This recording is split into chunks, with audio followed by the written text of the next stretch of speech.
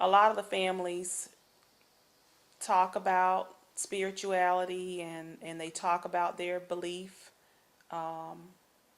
in God or in Jesus or in other gods. I've worked with a lot of different people, and they all have different religions. Some had no religion at all.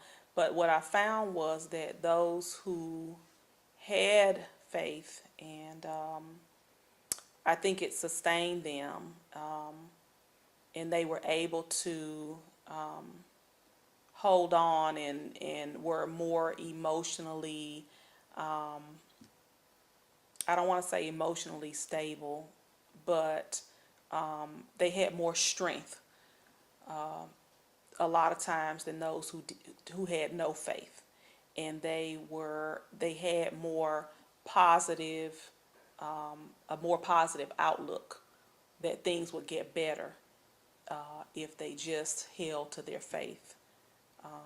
So I believe it was a huge factor in my experience with the families that I've worked with over the years, in their success, because they felt like God was going to do it for them eventually, and they held to that, and sure enough, most of them were successful.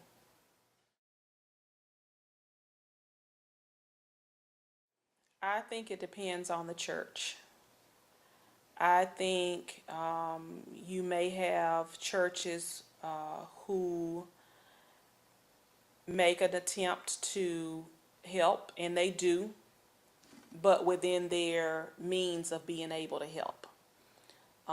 It may be a smaller church who can only help one family, or a few families, or one area of a neighborhood. You may have bigger churches who have bigger outreach programs who can help a full community. So I really think that it depends on the church, and I can't say that it's inadequate or adequate. That question would really have to be reserved for the families that they are working with. They would be able to tell whether or not this is an adequate means.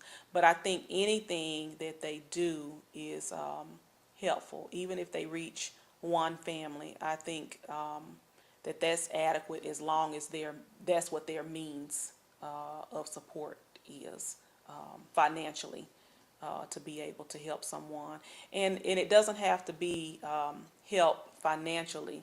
It can be just wrapping your arms around them and giving them a hug, or letting them know that there's someone outside of their household that cares for them. And sometimes that's the one thing that can make a huge difference for a family, is just to know that someone else cares about them and their children.